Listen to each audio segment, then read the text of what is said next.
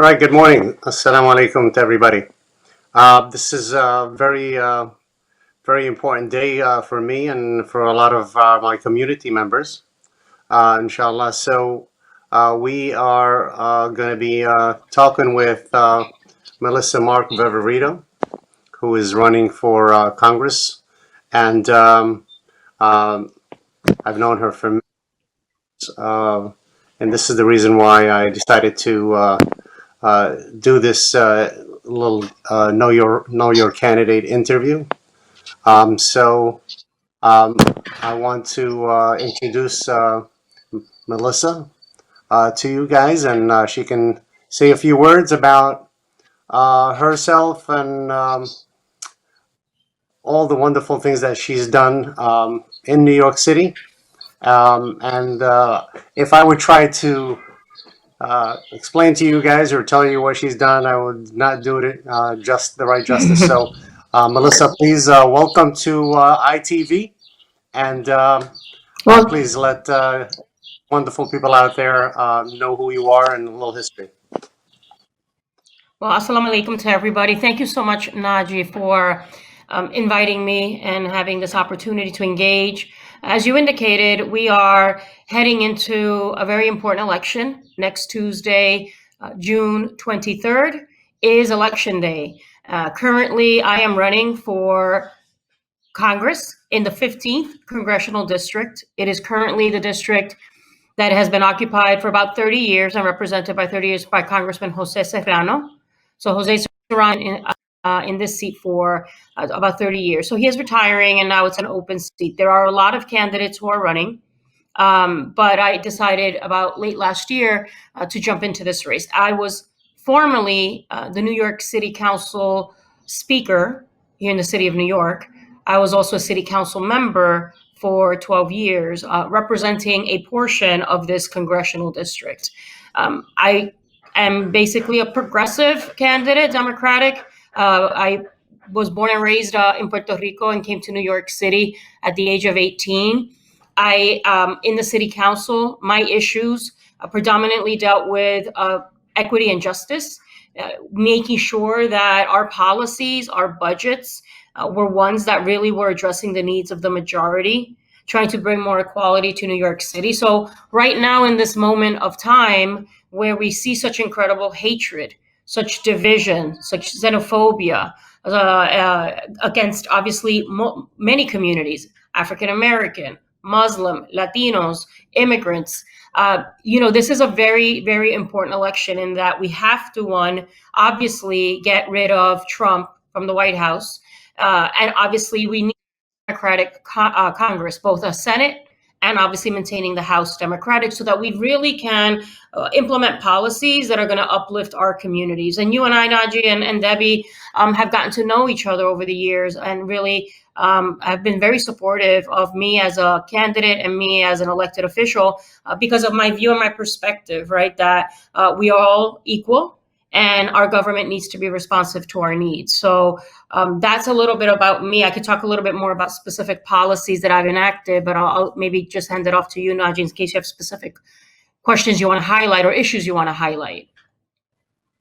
Okay, great. I'm sure there's the overwhelming issues that we have now is immigration, the Dreamers Act, and all of these policies that this administration has,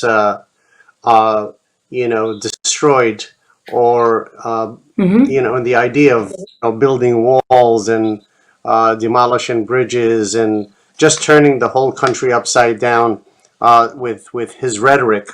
So, for as far as the immigration, I'd like you to talk a little bit about immigration issues.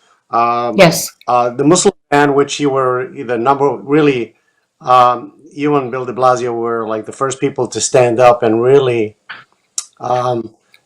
speak against it in every chance you had, to talk about it. You talked about it. You were against it. And so I want you to talk to the immigration as far as the Muslim ban, the Dreamers Act, and this other thing called public charge, because they're all intertwined. You being the first Yes. Latina. Yes, I mean, look, we know that this administration has just been extremely hostile to communities of color, to immigrant communities. And so what we saw obviously at the beginning of this administration was the implementation of the Muslim ban. Now it's, taken different shapes and forms, these travel bans, which all have the same purpose, right? It's to really dehumanize and stigmatize a particular group of people. We also see on the border, right, the separation of families, how violent that is, and how children and individuals are dying in U.S. custody just because of the inhumane policies that this administration is putting forward. So I've always been against these kinds of executive orders and these bans that are, in essence, xenophobic and anti-Muslim, right? Islamophobia very much exhibited by this administration. So I've been very strong and consistent as pushing back against these types of policies. And as a congressional representative, particularly for this community that has such diversity and for this district that has such diversity, I want to be a very vocal voice for our immigrant communities. There has to be a real discussion, especially when we do, as Democrats, take over the White House and the Senate, about what kind of policies are we going to enact? We have neglected dealing comprehensively with immigration. And so for me, that has to be a priority. And there's been such destruction and the rolling back of so many laws and policies under this administration that we have a lot of work to do. And I'm concerned that I'm not hearing this issue being spoken about aggressively enough by the current legislature. So that's an issue that I care about deeply. And so my policies and my positions in the past have been about creating, making New York City a welcoming city, right? We did a municipal ID program, which was open to everyone, regardless of immigration status. I put forward a bill that I sponsored to get ICE out of Rikers Island. ICE literally had a presence on Rikers Island and was taking people into custody and dropping detainers on them and starting the deportation process. We ended that practice thanks to legislation that I sponsored. Also, with regards to the bail funds, we did a revolving bail fund. We also did a legal fund for those who are facing deportation proceedings. People were going to their cases in court without representation. So we provided funding to make sure that people have representation when they go before a court for their deportation proceedings. So these are all policies, and I think I want to scale that up, and I want to make sure that we are sending the message that we are an inclusive country, we're a welcoming country, and that we have to stop the implementation of any of these policies, which just denigrates and dehumanizes our community. Okay, great. So I want to highlight just one thing that really moves my heart. Here we have a president that has no idea how to run the country. He thinks it's some big enterprise, and as we saw, in the Mexican border, and how these young from their families and all, and put in these little, these caged unit, and all of that, and I know, and I'm going to link it to the New York City ID. How one person is looking at to bring in everybody together and make everybody worth the same. In God's eyes, we're all the same. And how you came up with this New York City ID. What was the thought behind it with you and the mayor? When the whole world in New York, in the United States, they're saying no. Everybody's got to be separate. If you cannot have an ID. What came behind that? That's a tremendous thing that you guys did in New York City. Now everybody can walk around with an ID without any hesitation, without any fear from the police or from anyone else. And what it does, actually, it makes everybody identifiable. So if somebody who's a non-immigrant and doesn't have any papers, and he has the New York City ID, there's a way to identify them. So what was the whole idea behind it? Getting the City ID, where you have that's destroying families and it's like a prison. It's crazy. So your idea of the New York City ID is tremendous. Yes. So we I mean, look, the concept of the ID is really to reinforce that message that I believe in, and I think the mayor at the time did as well. The issue that we know that the vast majority of those who are undocumented and those who are immigrants, right, come to our city and to our country to provide for themselves and for their family. That they really felt that they had no other option but to leave their circumstances and uproot themselves from their families and from their community to come looking for better opportunities. So why we criminalize that behavior? I don't think that looking for a better future for yourself and for your families should be criminalized in any way. So it was a way, this idea of affirming, I think, the humanity of everyone, right? And that you get the ID by, similar to a driver's license, you have to provide certain authenticated pieces of documentation. It could be your passport from your originating country. It could be other forms of ID. You have to prove that you're living in the city of New York, or you can bring a utility bill. So there's different ways to get the ID. But once you have that ID, it basically is validated, and it can be used within any city building, right? So you have parents that need an ID to get into the school to go to their parent-teacher nights.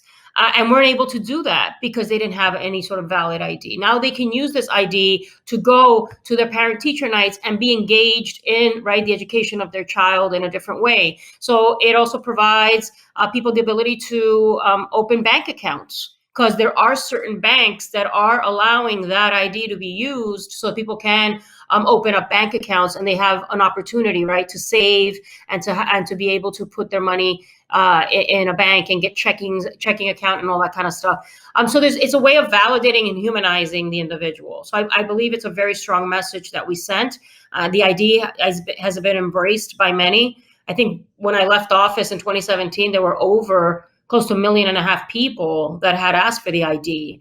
And also for children, it's also something that now I think they've lowered the age standard. So it's a really important message that we sent in putting this forward. And I think there's other policies like that I was proud to initiate, like the closing of Rikers Island, the decriminalization of low-level nonviolent offenses to try to minimize the interaction with the criminal justice system. So for me, now running for Congress, what I say is the major aspect of my platform is that we are living in a moment in time where the incredible inequality in this country is unsustainable, right? We see how COVID has magnified, particularly in this district, congressional district, that inequality, where you have a disproportionate number of people who have died or being hospitalized or being infected, because our health indicators, there's great health disparities in this district, there's economic disparities, there's housing disparities. So we have to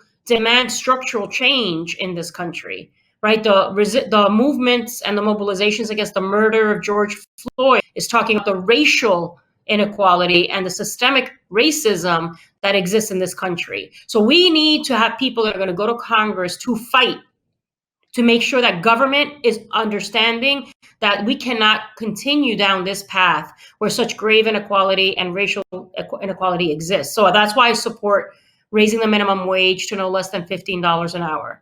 I do believe that we need a universal single-payer healthcare system. That's why I support Medicare for all. Government needs to invest more in creating affordable units of housing. And there's a plan nationally called the Homes Guarantee, which I support, that basically calls for the investment of 10 million minimum units of housing created nationally across this country. Also, the issue of education.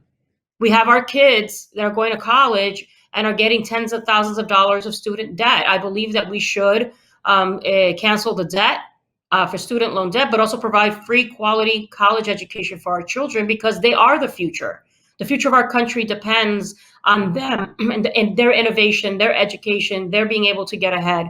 So when you start talking about education, housing, healthcare, increasing minimum wage, that is structural change, where you can start really talking about improving the lives of thousands of New Yorkers that live in this district, but millions across the country. That's my platform. It's about systemic change. And that's the way that we're going to bring greater equality and greater justice in this country. Great. So I have one more. So the other thing that we were that the Muslim community and other immigrant communities and minorities have benefited from you tremendously more than anybody else uh, was when you were the council speaker, the first Latina to be elected for a citywide position, which was amazing. And you changed the whole dynamics of budgeting, of how the budget or how the funding is dispersed among community organizations, which has never been Yeah. done before. And can you talk a little bit about that? And I want you to, and then once you do that, then I will link it to where New York is today, and Yeah. the congressional 15th Yep. district is as far as budgeting and getting the funds that they need. So we had the ability to do as council members and therefore as speaker is that we did have taxpayer dollars available to us to distribute to our communities through initiatives, educational initiatives. So yes, there was unfortunately, and this is through the guidance of Debbie Almantas, our great leader in the community, and others that were saying, look, our Muslim and run organizations that are providing services directly to our communities are not getting equitable share of allocations of funds. And so as that was being brought up to my attention, the idea of figuring out ways that we can make sure that we were being fair in addressing the needs of communities by the allocation of resources. So that's what we were able to do, is to increase the amount of money that was being allocated to organizations that were led, run, and serving the Muslim communities across the city. And that to me is really important, is that as a leader, we have to listen to the voices of those constituents that we represent, and we've got to be including them in our decision making. And that to me is really something that I believe in. I believe that we are all equal, yes, and I am a humanist, right? And I'm a pacifist. I don't like violence, but the idea of equality is something that I've always fought for, and that includes in the distribution of funding, because that has to be done in a fair and equitable way as well. So in Congress, those are things also that we have to take into account as the federal budget, right, is distributed. When you look at the different agencies, whether it's the environmental agency, whether it's the educational agency, whether it's other agencies in health, we need to make sure that these that are disproportionately impacted, and there's ways of measuring that we're deeply investing in those communities, and we're being fair in the way it's allocated. Cultural sensitivity is important, right, in the way we provide services. And cultural sensitivity is the way you support that is by supporting organizations that are run and led by representatives of those communities. It's not about whitewashing, right? Like you have an organization that is trying to take in money and then says, okay, well, I'm going to provide some services to this community. No, it's really organic, and it has to come from the community. The best way to do that is to support local leadership that is diverse as well and reflective of the communities that you represent. And that's the kind of congressional representative I will be. Great. So with that in mind, your profound change of how is distributed to community organizations. I've during this whole dilemma of COVID-19 and this pandemic, and trying to get funds for New York, we've been reading a lot of information, whether it's in the papers or in the news, about New York not getting its rightful share of federal Mm-hmm. funding, federal money, Yep. where New York State puts in over 100 and about 150 billion dollars into the federal system and gets 140 billion dollars less.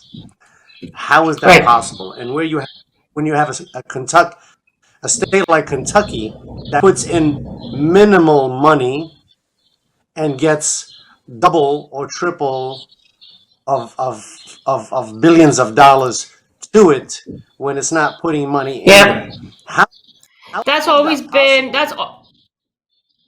that's That's always been an issue historically. I think we have that kind of same dynamic actually here in the state of New York, where the city provides so much to the state budget, and yet sometimes the amount of money we get is disproportionate. So it's the same. There's a resentment that a lot of these Republican congressional representatives have towards places like New York, right? Because we're considered liberal. We basically adopt policies that they don't support. And so when it comes to the distribution of funds, they always try to take it out, on places like New York City and New York State, because we don't reflect their quote unquote values, right? So it's always that kind of a problem and dynamic. So we have to be firm and strong about standing up for the state. These congressional packages that have been adopted in light of COVID, I think, have the priorities all wrong.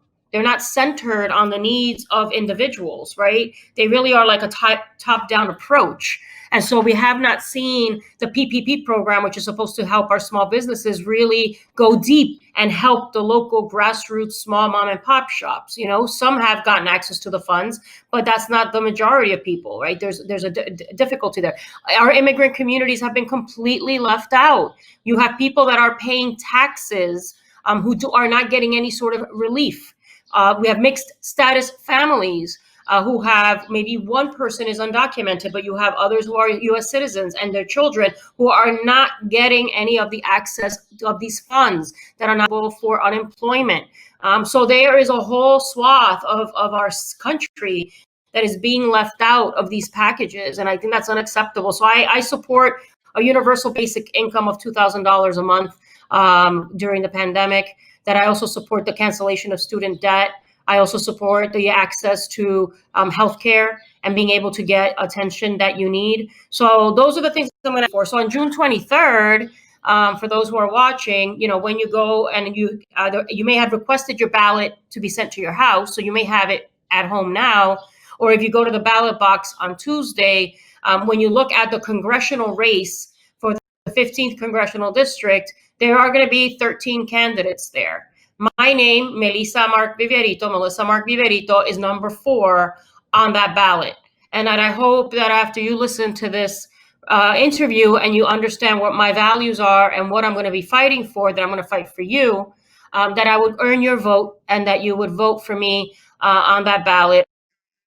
So again, it's Melissa Mark Viverito, and I'm number 4 on the ballot in the 15th congressional district. And I thank you so much for this opportunity to share with folks about my passions, my interests, and what my priorities will be as a congressional representative.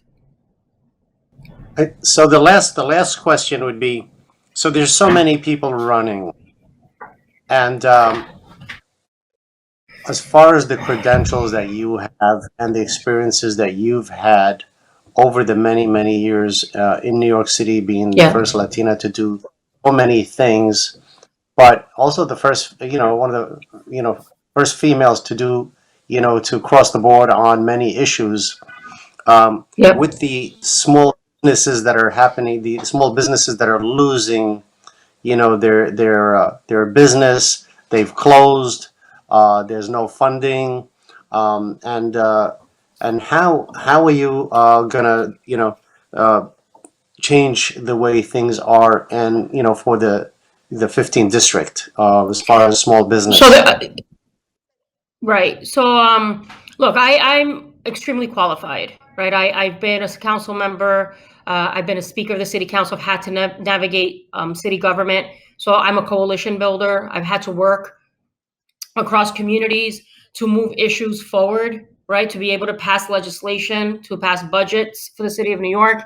So I have that experience, and I also have a track record of accomplishment. Some of the things we talked about closing Rikers, about the municipal ID program, about the legal fund for immigrants who are facing deportation, about, making sure that we're investing in our communities. So our small businesses are vital. We know that the greatest job creators in our communities are small businesses. And a lot of our small businesses are owned and run by immigrants. And that to me is important. So to have the PPP program not really centered on the needs of those small businesses is a real fallo. As we say in Spanish, it's a real fail on our part, and we got to do better.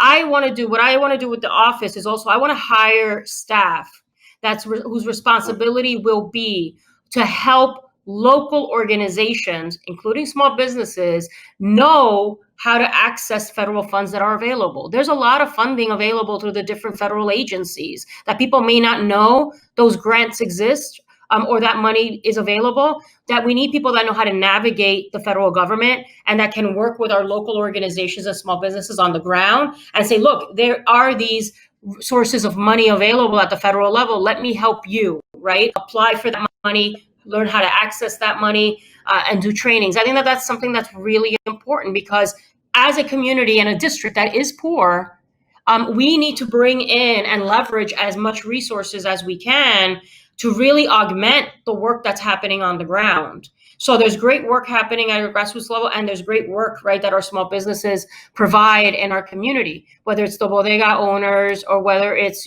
someone selling clothing or whether it's someone who's making cakes, right? So it's varied, but our small businesses are vital to the survival of our neighborhoods. And so being able to help by finding resources that can help them is going to be important as well.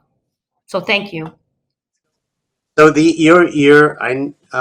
you were the council speaker, what I've noticed that you had a little bit of New York in your, as far as your staff is concerned. You had like a representative from almost 15, 16 countries, origins, nationalities. How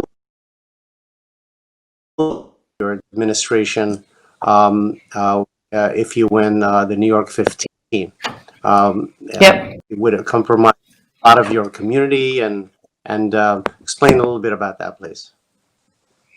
No, I mean, look, I think, like I said, representation matters. And when we're providing government services and when we're government officials, who we have on our staff, it needs to be a reflection of those we're serving. So that, as a woman of color, as a Latina, I understand that. I'm sensitive to that because I know how many times I feel I've been excluded or my community's been excluded from the decision-making table, or I, as a woman, right? I'm the only woman still in the room in a lot of conversations. So when I came into the city council, I noticed, right, that in upper management, there was very little diversity and that there was little diversity even within some of the different divisions. And I wanted to really, we know we have qualified people out there. It's not that there aren't people available with their skills, but we did actively recruit, right, to make sure that we were giving opportunities to communities that were not being reflected in the staffing of the council. So the same will be as me as a congressional representative. I would want, I need to be able to effectively communicate with the diverse constituencies in this district. So that means being able to have staff that is reflective of that speaks the multiple languages, right, that we may find in the community. And so that's important as well. In terms of the qualifications, and I mentioned everything. So I'm super qualified, obviously, for this. But the additional thing is that we have a lack of women in leadership positions in this city and in this country. In the city of New York, we don't have one woman that is in any sort of citywide position here in the city of New York. And we don't have equitable representation in the city council. And so for me, it is also about, in a district where the majority of voters are women, I think it's also important to be led by a woman who is overly qualified and who's very qualified for this job. And I want to be your representative because I am the best qualified. And additionally, it is to bring representation, gender representation, right, and gender equity in a way that we haven't seen before. So that's also important to note. So in closing, could you kind of tell us which communities the New York Congressional 15th is, and hopefully take 30 seconds or so to have your last say on this program. And before we finish, that's what I think people would like to know, where Congressional 15th is, and your last few words. I mean, roughly, just to give people a visual, right? Like, it's basically like the cutoff line is Fordham Road, and south of that, including Classen Point and parts of Soundview, and then obviously you go over to High Bridge, University Heights, the Yankee Stadium, Orsania. So it's a pretty lot, right? Going all the way from east to west, but roughly, Fordham Road would be kind of like the northernmost part of the district. There's portions of that on the west. I'm sorry, in the east that are represented by a different congressional district, and obviously parts of the west that are Adriano Espaillat. On the east, it will be Alexandria Ocasio-Cortez. And so that, but that roughly would be kind of like the cutoff point. And so that's where it is at. So again, it's a big district. It is a diverse district. I have the experience of having represented a portion of this congressional district for 12 years. I have wide influence, and so there's a lot of familiarity with me by a large percentage of this constituency. So, I'm being very grassroots. I'm going out there and talking to voters by phone, knocking on doors. I knocked on about 5,000 doors before COVID, before we went into lockdown, making a lot of calls to voters now. And it's, the support is there, and we're running a grassroots campaign. Any support, any contributions are welcome. We are not taking corporate PAC money or real estate developer money. And so, demonstrating what our values are. My values are being centered in the constituents of this district. That's where my attention is. And I don't want there to be any distractions with the money and contributions that I may take. So that's why it's very much a grassroots campaign. So I hope that you can go to my website, MMV for the Bronx, Melissa Mark Viverito, number 4 on the ballot. If you have your ballot already, you can take a look, or if you go the day of. I really hope that after this conversation that I can earn your vote. It would mean a lot to me. So thank you very much. Thank you, Melissa. Thank you for being on this ITV show, and I want to thank the ITV folks for this opportunity. And thank you very much, and good luck on your race, and go get them. All right, thank you.